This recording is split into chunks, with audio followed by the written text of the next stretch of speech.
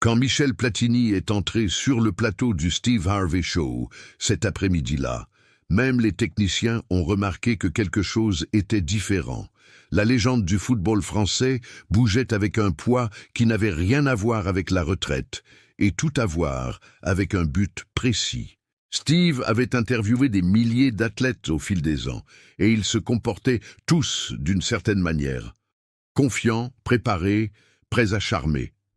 Mais Platini se déplaçait comme un homme portant un message trop lourd. Pour les banalités, les lumières du studio se sont tamisées pendant que Steve sortait avec sa démarche habituelle, carte de notes en main, la moustache emblématique étirée en un sourire accueillant. Il s'était préparé pour une interview sportive standard, les moments forts de l'ère dorée de la France, peut-être quelques histoires de Coupe du Monde, les questions typiques « Que faites-vous maintenant ?» qui remplissaient 30 minutes d'antenne. Simple, agréable, oubliable. Mais quand il a regardé son invité, quelque chose dans son ventre a bougé. Platini était assis parfaitement immobile dans le fauteuil en face, mains jointes, yeux fixés, avec une intensité qui semblait traverser l'atmosphère lumineuse du studio comme une lame. Aucun appui décontracté en arrière, aucun sourire charmeur pour les caméras qui se réchauffaient, juste de la présence, une présence lourde, intentionnelle. « Tu vas bien, mon frère ?» s'est trouvé à demander Steve, s'écartant de son ouverture planifiée.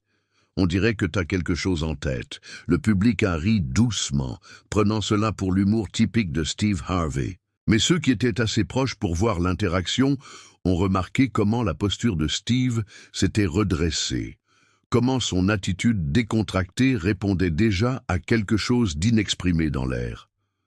Platini a hoché la tête, lentement, un geste qui semblait plus être une reconnaissance du destin qu'un simple oui.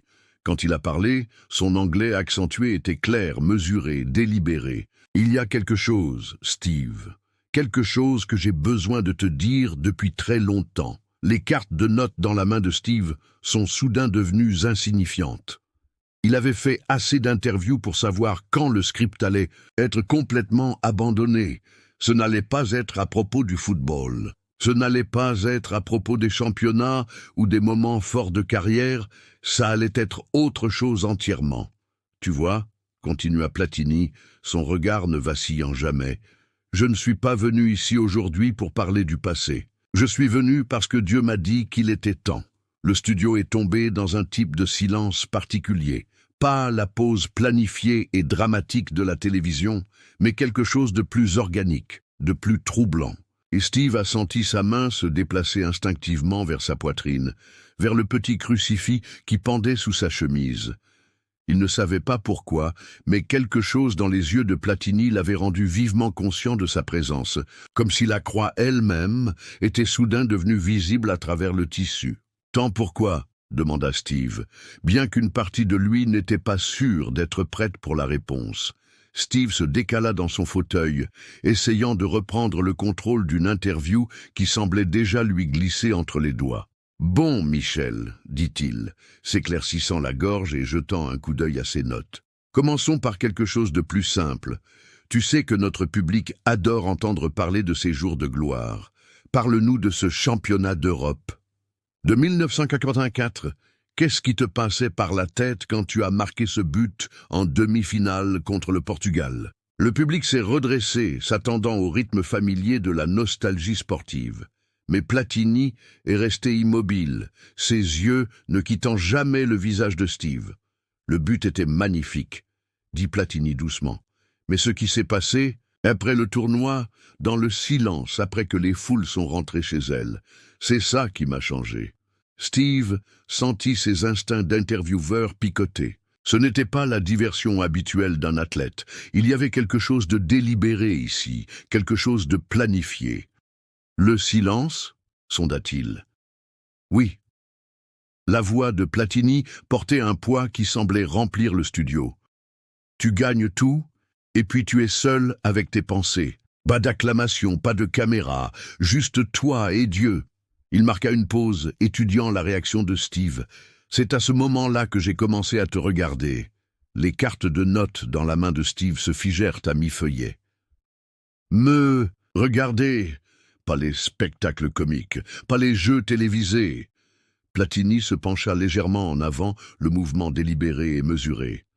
Les autres vidéos, celles où tu parles de foi, où tu parles du fond du cœur, du but et de la douleur. La poitrine de Steve se serra.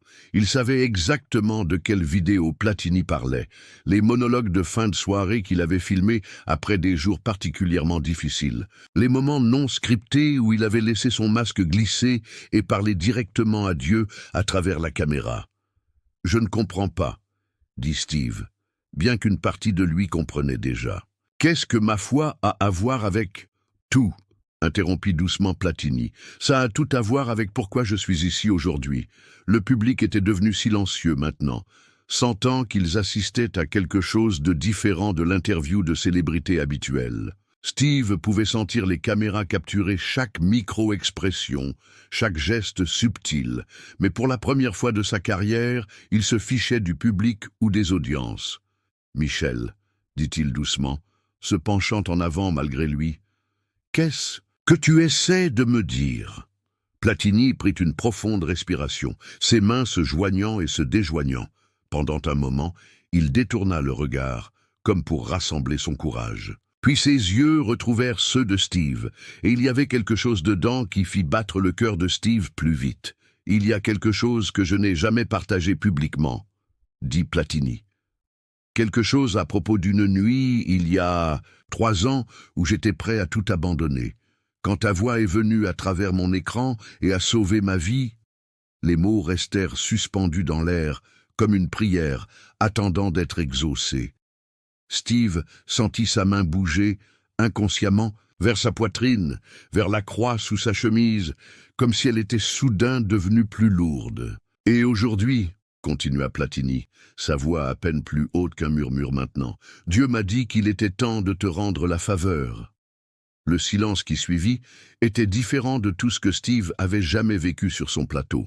Il n'y avait pas de musique de fond, pas de rire nerveux du public, juste une vibration dans l'air qui semblait lourde et légère à la fois. « Qu'est-ce que tu veux dire par « rendre la faveur » demanda Steve, sa voix portant une note d'appréhension qu'il ne pouvait masquer. Mais Platini ne répondit pas immédiatement. Au lieu de cela, son regard se fixa sur quelque chose au niveau de la poitrine de Steve. Ses yeux s'arrêtèrent là, comme s'il voyait quelque chose que personne d'autre ne pouvait voir. « Cette croix, » dit-il finalement, sa voix presque révérencieuse, « c'est la même que tu portais dans la vidéo. » La main de Steve se déplaça instinctivement vers son cou, ses doigts trouvant le petit crucifix qui pendait toujours sous sa chemise. Ce geste était devenu si familier qu'il n'y pensait même plus. Mais maintenant, sous le regard de Platini, il se sentait soudain exposé, comme si le bijou brillait à travers le tissu. « Je le porte tous les jours, » murmura Steve. « C'était un cadeau de ma mère. »« Je sais, » répondit Platini doucement. « Je l'ai vu dans la vidéo. La lumière tombait dessus d'une certaine manière. Et à ce moment-là, j'ai su que Dieu essayait de me parler à travers toi. » Les mots frappèrent Steve comme une vague inattendue. Il avait l'habitude de parler de foi, de prêcher à sa façon, mais entendre quelqu'un décrire sa croix comme un signal divin le désarçonnait complètement. « Platini, » commença-t-il, sa voix tremblant légèrement, « qu'est-ce qui se passe vraiment ici? Pourquoi tu me dis tout ça ?» Le footballeur se pencha en avant, ses mains jointes comme en prière. « Parce que ce soir-là, quand j'étais au point de tout abandonner, ta croix a capté la lumière de mon écran exactement au moment où tu parlais de l'amour de Dieu pour les briser. Et j'ai su que ce n'était pas une coïncidence. » Steve sentit quelque chose changer dans l'atmosphère du studio. Les techniciens étaient restés plus silencieux qu'à l'habitude. Le public semblait retenir son souffle. Même les caméras paraissaient moins intrusives, comme si elles aussi reconnaissaient la sacralité du moment. « Tu vois, » continua Platini, ses yeux brillants d'une émotion à peine contenue, « j'ai essayé de contacter ton équipe il y a 2 ans. J'ai écrit des lettres, j'ai appelé.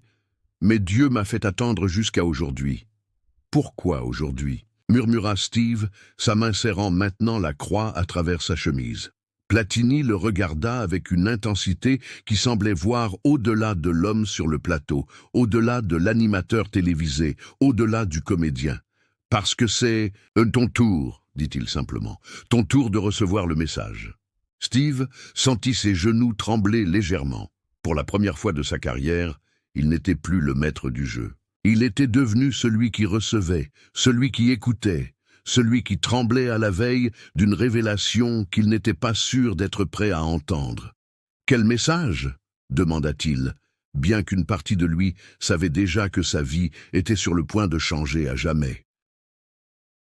Le studio semblait se transformer autour d'eux, les lumières devenant plus douces, les caméras reculant imperceptiblement. Le public était toujours là, mais leur présence s'était estompée dans l'arrière-plan, comme si une bulle invisible s'était formée autour des deux hommes. « Tu veux vraiment savoir ?» demanda Platini, sa voix portant une fatigue que des années de gloire ne pouvaient masquer. « Tu veux vraiment comprendre pourquoi j'ai eu besoin de tes mots ce soir-là ?» Steve hocha la tête, ses questions d'interview abandonnées depuis longtemps. Il se pencha en avant, chaque instinct lui disant que ce moment était bien plus important que n'importe quelle émission qu'il ait jamais enregistrée. « Je pensais que le succès comblerait le vide », commença Platini, ses mains se déplaçant doucement, comme s'il tenait des souvenirs fragiles. « Les trophées, les foules qui scandent, ton nom, les millions qui t'idolâtrent. Mais plus je gagnais, plus je me sentais seul. » Steve acquiesça lentement. Il connaissait ce sentiment, même si sa célébrité était d'une nature différente. Après chaque match, après chaque victoire, je rentrais chez moi, et je me demandais « C'est ça? C'est pour ça que je vis ?» Platini regarda ses mains comme s'il cherchait des réponses dans ses propres paumes. Les gens voyaient Platini, le footballeur. Moi, je voyais juste du vide. Steve sentit sa gorge se serrer. « Je sais exactement de quoi tu parles, » murmura-t-il. « Quand les lumières s'éteignent, quand les rires s'arrêtent. » Exactement. Platini leva les yeux, une connexion profonde s'établissant entre eux. C'est là que la vraie solitude commence. Et pour moi, cette solitude est devenue spirituelle. Le mot resta suspendu dans l'air. Steve sentit sa main retourner inconsciemment vers la croix sous sa chemise. « J'ai essayé de prier », continua Platini, sa voix devenant plus fragile. « Mais comment parler à Dieu quand tu as peur qu'il ne voie en toi qu'un autre imposteur, qu'il sache que sous la gloire, il n'y a qu'un homme brisé ?» Les mots résonnèrent dans la poitrine de Steve comme un écho de ses propres doutes nocturnes. Combien de fois s'était-il retrouvé dans sa chambre, tard le soir, se demandant si Dieu l'entendait vraiment à travers tout le bruit de sa propre célébrité. « C'est pour ça que ta vidéo m'a touché », dit Platini, ses yeux brillants d'une lueur humide, « parce que toi aussi tu étais brisé. Tu ne cachais pas ta douleur derrière des blagues. Tu parlais directement de ton cœur. Et ce crucifix, il tendit la main comme pour toucher l'objet invisible à travers l'air qui les séparait. Ce crucifix me disait que quelqu'un comprenait. Quelqu'un qui, comme moi, vivait dans la lumière des projecteurs, mais luttait dans l'ombre de sa propre... Steve ferma les yeux un instant, submergé par la vérité crue de ses paroles. Quand il les rouvrit, il vit dans le regard de Platini non pas le footballeur légendaire, mais l'homme derrière le mythe. L'homme qui avait cherché Dieu, dans le silence après les ovations. « Mais comment tu savais ?» demanda Steve doucement. « Comment tu savais que j'avais besoin d'entendre ça aujourd'hui ?» Platini sourit, un sourire qui portait le poids de quelque chose au-delà de l'humain. « C'est là que ça devient intéressant, Steve, parce que ce n'est pas moi qui ai choisi le moment, c'est lui. » Le plateau semblait se rétrécir autour d'eux, les murs invisibles se rapprochant jusqu'à ce que Steve ait l'impression qu'ils étaient assis dans un confessionnal plutôt que sur un plateau de télévision. Les lumières avaient pris une teinte plus chaude, plus intime, et le son ambiant s'était tu au point où l'on pouvait entendre leur respiration. « Il y a eu une période, » commença Platini, sa voix se fissurait déjà, « après ma retraite. » J'en pense que quand on arrête de jouer, on peut juste passer à autre chose, vivre des souvenirs. Il secoua la tête lentement. Mais moi, Je me suis réveillé un matin et j'ai réalisé que ma vie entière était devenue un fantôme. Steve sentit sa propre respiration se faire plus lourde. Il reconnaissait cette histoire, pas dans les détails, mais dans l'essence. « J'ai perdu plus qu'un sport ce jour-là », continua Platini, ses yeux fixant un point au-delà de la caméra, au-delà du studio, dans un passé qui semblait encore le hanter. « J'ai perdu mon identité, mon but, ma connexion avec tout. » Il prit une longue pause, ses mains se joignant puis se séparant, comme s'il façonnait des mots invisibles. Les 3 premières années étaient supportables. J'avais des apparitions publiques, des événements, des entrevues comme celle-ci. Un sourire amer traversa son visage. Mais ensuite, même cela s'est arrêté, et je me suis retrouvé seul, avec 36 ans de vie et aucune idée de ce que j'allais en faire. Steve vit des larmes commencer à perler dans les yeux de Platini. Sa propre gorge se serra en sympathie. « C'est à ce moment-là que j'ai commencé à perdre foi en tout, » dit Platini, sa voix maintenant à peine plus haute qu'un murmure. « Pas seulement en Dieu, mais en moi-même, en la vie, en la raison de me lever le matin. » Il regarda Steve directement maintenant, ses yeux nus et vulnérables. J'ai passé des nuits entières assis dans le noir, à me demander si quelqu'un remarquerait si je disparaissais simplement. Si Michel Platini s'évaporait un matin, est-ce que le monde s'en apercevrait? Ou est-ce qu'on se contenterait de dire « Ah oui, le footballeur, il avait disparu depuis des années ». Une larme roula sur sa joue, suivie d'une autre. Steve sentit ses propres yeux commencer à brûler. « Il y a eu une nuit », Platini continua, sa voix se brisant complètement maintenant, où j'étais assis sur le balcon de mon appartement à 3 heures du matin. J'avais bu pas beaucoup, mais assez pour que les pensées noires deviennent envahissantes. Steve tendit instinctivement la main, s'arrêtant juste avant de toucher le bras de Platini. J'ai regardé en bas, 15 étages. Et pour la première fois de ma vie, j'ai compris ce que c'était que d'être complètement, utéralement seul. Platini s'arrêta, essuyant ses larmes avec le dos de sa main. C'est cette nuit-là que j'ai pris mon téléphone, pas pour appeler quelqu'un. Je n'avais personne à appeler, juste pour faire quelque chose. Il regarda Steve, ses yeux maintenant remplis de quelque chose qui ressemblait à de la gratitude, mêlée à de la douleur. Et c'est là que j'ai trouvé ta vidéo, Steve. Dans le chaos de ma plus grande obscurité, ton visage est apparu sur mon écran, et tu parlais comme si tu savais exactement où j'étais, comme si Dieu t'avait envoyé pour me trouver. Le studio était si silencieux qu'on aurait pu entendre une épingle tomber. Le public semblait retenir son souffle collectivement, comme des témoins d'un moment sacré qu'ils n'avaient jamais imaginé vivre sur un plateau de télévision. « Je n'avais même pas cherché ton nom », dit Platini, essurant ses larmes avec une serviette qu'un technicien avait silencieusement placée à sa portée. « J'ai juste tapé « Dieu, douleur, espoir » sur YouTube. Une recherche désespérée à 3 heures du matin. Steve était figé dans son fauteuil, chaque muscle de son corps tendu pendant qu'il réalisait lentement l'ampleur de ce que Platini lui racontait. Et là, au milieu de toutes les vidéos religieuses polies, des sermons répétitifs, il y avait la tienne, continua Platini, un sourire tremblant sur ses lèvres. Pas de décor sophistiqué, pas de public, juste toi, dans ce qui ressemblait à ton bureau tard le soir. La mémoire frappa Steve comme un éclair. Il se souvenait de cette nuit. C'était après la mort de sa mère, 2 ans plus tôt. Il n'avait pas pu dormir, et au lieu de se tourner et se retourner dans son lit, il s'était assis devant sa caméra personnelle et avait parlé. Pas pour une émission, pas pour le public, juste pour besoin de parler.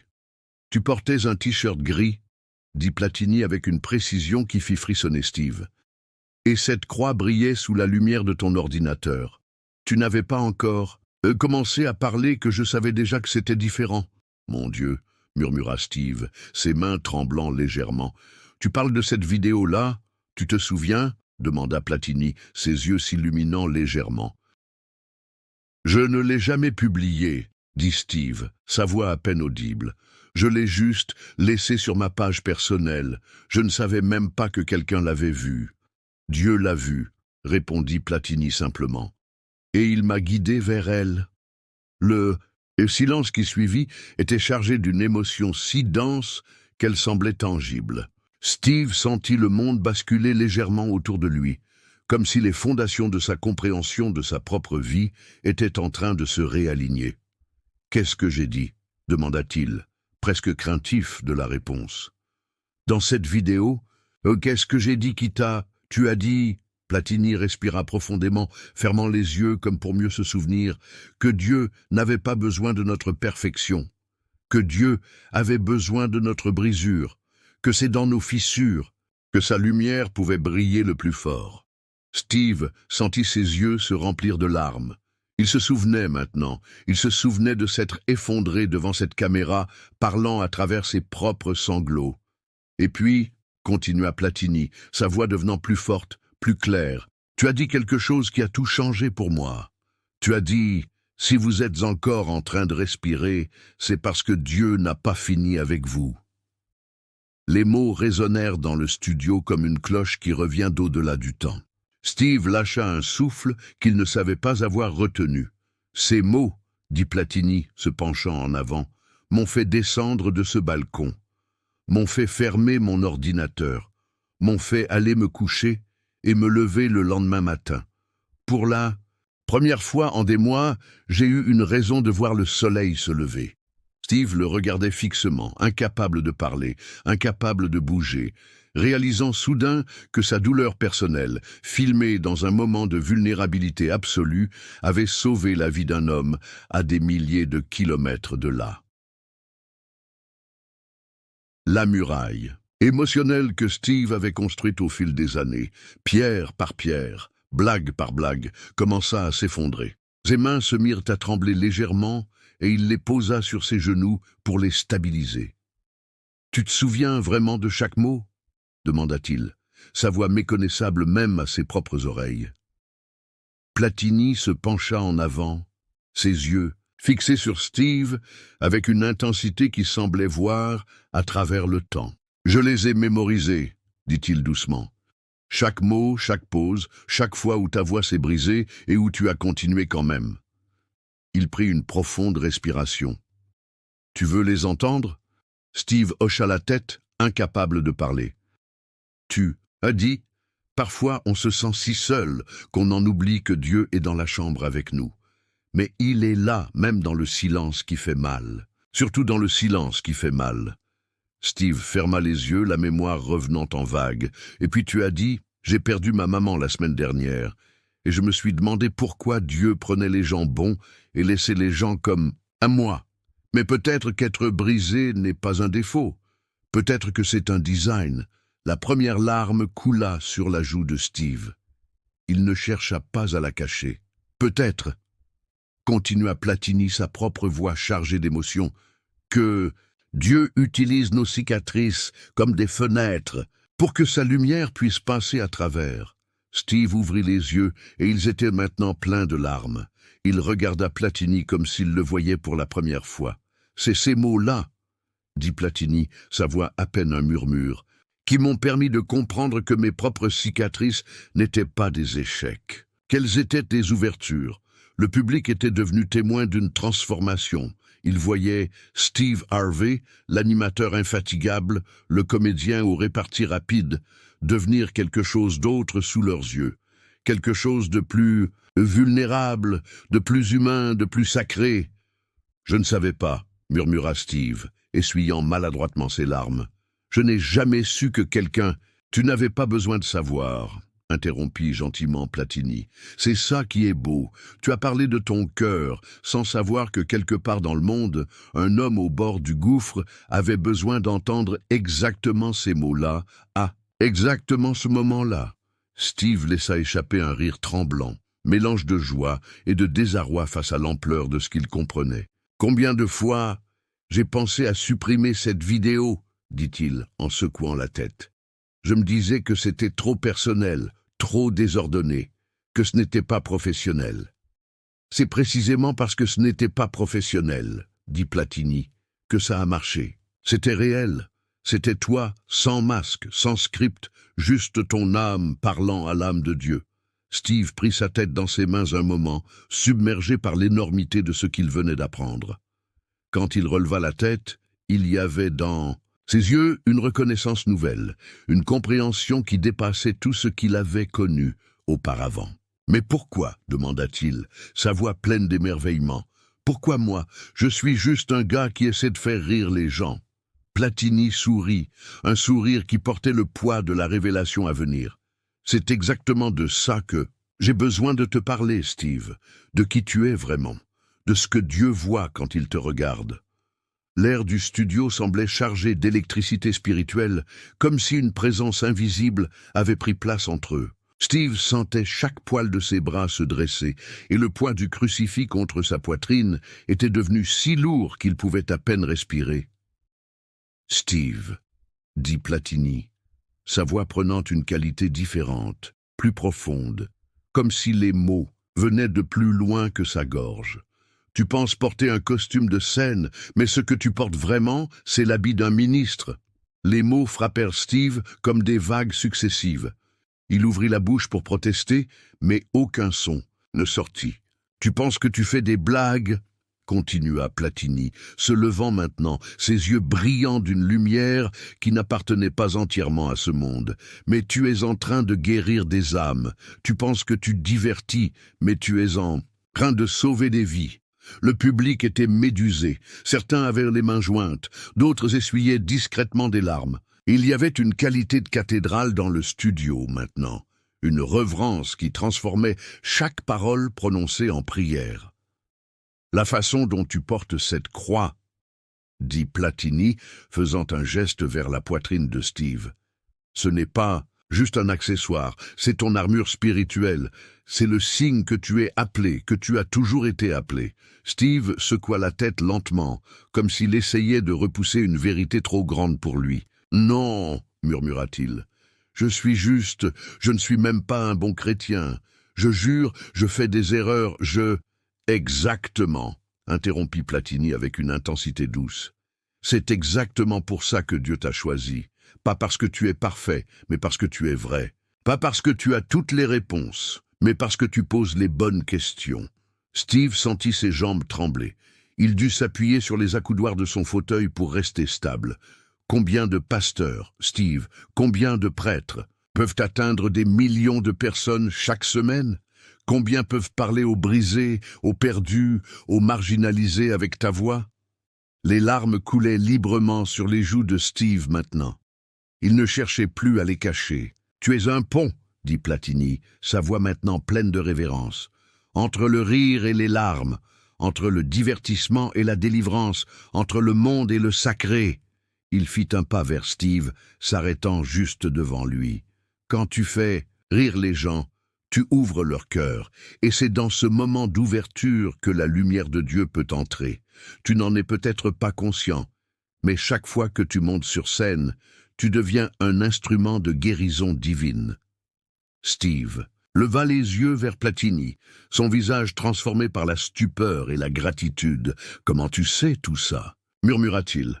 Platini sourit, un sourire qui contenait des mystères et des révélations encore à venir. « Parce que la nuit où j'ai regardé ta vidéo, j'ai prié pour la première fois depuis des années. J'ai prié pour te rencontrer, pour pouvoir te dire ce que tu représentes vraiment pour Dieu. Et regarde où nous sommes maintenant. » L'émotion dans le studio était palpable. Steve sentit que quelque chose d'essentiel en lui était en train de changer, comme une vieille peau qui tombe, pour révéler quelque chose de nouveau, de plus brillant, de plus aligné avec son véritable but. Et ce n'est que le début, ajouta Platini, ses yeux brillants avec la promesse de révélation encore plus profonde. Il y a quelque chose d'autre que Dieu veut que tu saches.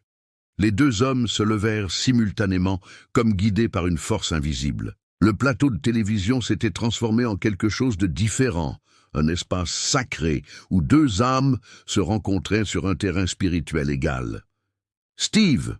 dit Platini, sa voix portant maintenant le poids de la prophétie. « Il est temps que tu entendes tes propres paroles comme moi je les ai entendues cette nuit-là. » Steve se tenait immobile, son cœur battant si fort qu'il pouvait l'entendre dans ses oreilles. « Tu m'as sauvé avec ces mots, » continua Platini. « Maintenant, laisse-moi te les rendre. Laisse-moi te montrer comment Dieu t'entend. » Il prit une profonde respiration, ferma les yeux un moment, puis les rouvrit avec une intensité qui fit trembler Steve. « Dieu ne cherche pas la perfection, » récita Platini, sa voix prenant exactement la même intonation que Steve avait utilisée cette nuit-là. Il cherche la disponibilité. Il ne veut pas des gens qui ont tout résolu. Il veut des gens qui sont prêts à être utilisés, même dans leur fragilité. Steve sentit le sol basculer sous ses pieds. « Le ministère n'est pas dans l'église, » continua Platini, marchant lentement autour de Steve, comme un reflet qui se déplace. « Le ministère est partout où tu es. Chaque moment où tu choisis l'amour au lieu de la peur. Chaque fois où tu fais rire quelqu'un qui pleurait. Chaque fois où tu donnes de l'espoir à quelqu'un qui avait abandonné. » Les larmes de Steve coulaient librement maintenant, mais il ne pouvait détacher son regard de Platini. « Tu n'as pas besoin d'un col ecclésiastique pour porter la parole de Dieu, » dit Platini, sa voix devenant plus puissante. « Tu as juste besoin d'un cœur ouvert et d'une croix sur ta poitrine.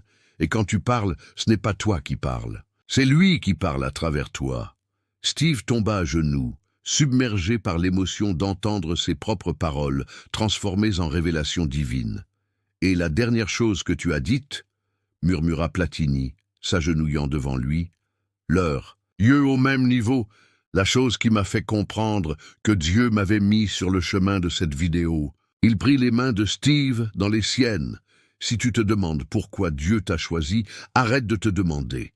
Il ne fait pas d'erreur, il t'a choisi pour une raison. Et cette raison va se révéler au moment où tu acceptes qui tu es vraiment. » Le silence qui suivit était si profond qu'il semblait toucher à l'éternité.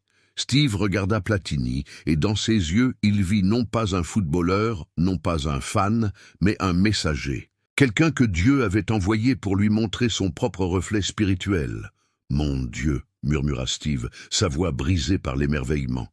« Tu es venu me dire qui je suis, vraiment. » Platini sourit, un sourire radieux qui illumina tout son visage. « Je suis venu te dire ce que j'ai appris cette nuit-là sur ton balcon spirituel, Steve. Tu n'es pas juste un comédien qui croit en Dieu. Tu es un ministre qui utilise l'humour comme son évangile. » Steve ferma les yeux, laissant ses paroles pénétrer dans son âme. Quand il les rouvrit, il y avait dans son regard une nouvelle compréhension, une acceptation de quelque chose qu'il avait toujours su sans pouvoir le nommer. « Et maintenant ?» dit Platini, se relevant et tendant la main pour aider Steve à faire de même. « Dieu veut que je te dise quelque chose que personne d'autre ne peut te dire. Le dernier cadeau qu'il m'a demandé de te livrer. » Le studio n'avait plus rien d'un plateau de télévision. Les lumières semblaient diffuser une lueur douce, presque éthérée, et l'air lui-même paraissait plus dense, chargé d'une présence sacrée. Le public était devenu silencieux, témoin d'une transformation spirituelle en direct. Steve se tenait debout, mais son corps entier tremblait. Il serra ses mains ensemble pour essayer de stopper le tremblement, mais cela ne fit qu'amplifier le mouvement.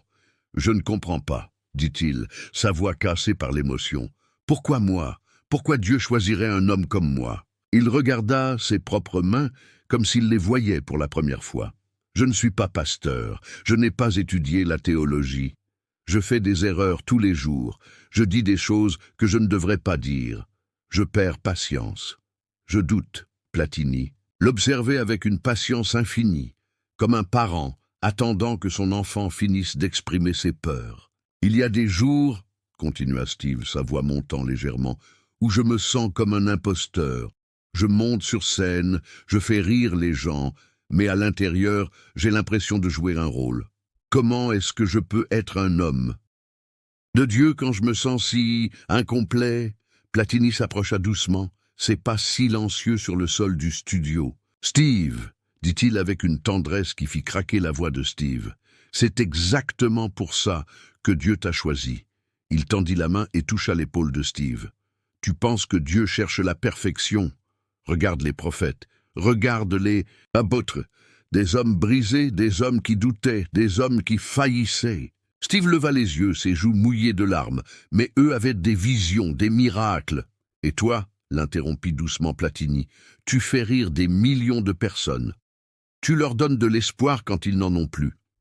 Tu leur rappelles qu'ils peuvent encore rire même dans la douleur. N'est-ce pas un miracle? Steve essuya ses joues avec le dos de sa main. Tu ne te rends pas compte, continua Platini, sa voix prenant une force nouvelle. Dieu ne t'a pas choisi malgré tes imperfections. Il t'a choisi à cause d'elles, parce que quand tu parles de tes doutes, quand tu partages tes faiblesses, tu deviens un pont entre le ciel et la terre. Il laissa ces mots résonner dans le silence. Et cette croix que tu portes, ajouta-t-il, faisant un geste vers la poitrine de Steve, ce n'est pas juste un symbole, c'est la preuve que tu as toujours su. Au fond de toi, tu as toujours su que tu étais appelé. Steve baissa les yeux vers sa poitrine, comme s'il pouvait voir à travers sa chemise. « J'ai été si aveugle, » murmura-t-il. « J'ai essayé de séparer ma foi de mon travail, pensant que c'était plus humble, plus approprié. Mais c'est impossible, » dit Platini. « Tu ne peux pas séparer qui tu es de ce que tu fais. Chaque blague que tu fais, chaque sourire que tu apportes, chaque moment où tu lèves les gens, c'est ton ministère. » Steve prit une profonde respiration et pour la première fois depuis le début de cette conversation, son corps sembla se détendre légèrement. Une acceptation commençait à se frayer un chemin à travers sa résistance. « Alors, qu'est-ce qu'il veut que je fasse ?» demanda-t-il, sa voix maintenant plus stable. « Dieu, qu'est-ce qu'il attend vraiment de moi ?» Platini sourit.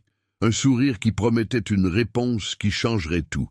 C'est exactement ça, le dernier message. Le studio était devenu une arène spirituelle, avec le public comme témoin d'un moment qui allait entrer dans l'histoire. Les caméras continuaient à tourner, mais leur présence semblait secondaire, face à la puissance de ce qui se déroulait. Steve et Platini se faisaient face maintenant, deux hommes transformés, égaux devant la vérité. « Mais dis-moi, Michel, » dit Steve, sa voix claire et forte pour la première fois depuis le début de l'entretien. Dans un monde comme celui-ci, avec toute cette haine, cette division, cette douleur, est-ce que la foi peut vraiment survivre? C'était la question ultime, celle qui hantait des millions de croyants dans l'obscurité de leur chambre. Platini regarda Steve puis balaya le public des yeux, comme s'il incluait tous ceux qui regardaient à la maison. « Tu veux savoir la vérité ?» dit-il. « La foi ne survit pas. Elle prospère dans la douleur. » Il fit une pause, laissant les mots s'installer. Quand tout s'effondre, quand le monde semble perdu, c'est là que la foi montre sa vraie nature. Elle n'est pas un refuge pour les faibles, elle est la force des brisés. Steve hocha la tête lentement, comprenant. « Regarde-nous, » continua Platini. « Moi, un footballeur qui pensait avoir tout perdu. Toi, un comédien qui ne savait pas qu'il était un ministre. Dieu n'a pas choisi les évidents, il a choisi les improbables. » Il se tourna vers le public. « Et chacun de vous ici, chacun de vous qui regarde à la maison, vous êtes tous des candidats pour la grâce divine. Pas parce que vous êtes parfaits, mais parce que vous êtes humains. » Steve sentit quelque chose se lever en lui, une vérité qui demandait à être exprimée. « C'est vrai, » dit-il, sa voix montant avec conviction. « La foi n'est pas dans les réponses, elle est dans les questions, elle est dans le fait de continuer à chercher même quand on ne voit pas la route. » Les deux hommes se regardèrent, une compréhension profonde passant entre eux. « Et parfois, » ajouta Platini, « Dieu utilise Hollywood pour prêcher l'Évangile. Parfois, il utilise un plateau de télévision comme un autel. Parfois, il envoie un ancien footballeur à un comédien pour lui dire qu'il est un messager divin. » L'énergie dans le studio était devenue presque tangible. Le public était suspendu à chaque mot, sentant qu'ils étaient témoins de quelque chose de plus grand qu'eux. « Tu sais ce que je crois vraiment ?» dit Steve, se tournant pour faire face au public. « Je crois que Dieu est fatigué de la religion qui sépare. Il veut une foi qui unit, une foi qui rit, qui pleure, qui doute, mais qui continue à aimer. » Platini sourit, un sourire radieux. « C'est pour ça que tu es ici, Steve. C'est pour ça que nous sommes ici, pour montrer que la foi peut être réelle, peut être authentique, peut vivre et respirer dans le monde moderne. » Il se tourna vers Steve, et dans ses yeux, il y avait la lumière de la révélation finale. Et maintenant, dit-il, je dois te dire le dernier secret, le message que Dieu m'a donné pour toi ce matin même. Même après tout ce qui s'était passé, Steve sentit son cœur s'accélérer. Il savait que ce moment, celui pour lequel tout avait été construit, était enfin arrivé. Le plateau avait perdu toute ressemblance avec un studio de télévision. Il était devenu un hôtel, un lieu sacré où deux âmes avaient trouvé leur vérité. L'assistance avait cessé d'être un public pour devenir une congrégation, témoin d'un moment qui transcendait le divertissement. Le message est simple, dit Platini, sa voix portant maintenant une autorité divine. Dieu veut que tu saches que ton véritable ministère commence maintenant. Pas demain, pas après que tu aies étudié la théologie, pas après que tu aies résolu tous tes doutes. Maintenant. Steve sentit ses jambes trembler, mais cette fois ce n'était pas de peur. C'était de reconnaissance, d'acceptation, de pure gratitude. Il veut que tu saches, continua Platini, que chaque fois que tu fais rire quelqu'un, tu guéris une blessure. Chaque fois que tu partages ta propre douleur, tu donnes la permission à quelqu'un d'autre de guérir. Tu es déjà le ministre qu'il voulait que tu sois. Les larmes coulaient librement sur le visage de Steve maintenant. Mais au lieu de tristesse, c'était de la joie pure, non filtrée. Et le plus important, dit Platini, faisant un pas vers Steve, il veut que tu arrêtes de te chercher. Tu es exactement là où tu dois être. Tu as toujours été là où il voulait que tu sois. Sans un mot, Steve ouvrit ses bras. Platini s'avança et les deux hommes s'embrassèrent, non pas comme une célébrité et son fan, mais comme des frères spirituels qui venaient de se retrouver après une longue séparation. L'étreinte dura longtemps, et dans ce silence, quelque chose de profond passa entre eux. La douleur de Platini trouvant sa guérison, le doute de Steve trouvant sa clarté, deux âmes se reconnaissant dans la lumière de Dieu. Quand ils se séparèrent, Steve prit la main de Platini. « Prions », dit-il simplement. Le public entier se leva spontanément. Ce n'était plus une émission de télévision, c'était un service religieux, une célébration de la grâce divine. Steve ferma les yeux et commença à prier, sa voix forte et claire. « Seigneur, dit-il, merci d'avoir envoyé ce frère pour me montrer qui je suis vraiment. Merci pour chaque moment de douleur qui m'a préparé à ce moment. Merci pour chaque rire que j'ai provoqué, pour chaque cœur que j'ai touché sans même le savoir. » Platini serra la main de Steve plus fort. « Merci, ajouta Steve, de m'avoir donné le courage d'être vulnérable cette nuit-là, sans savoir que tu utilisais mes mots pour sauver une vie.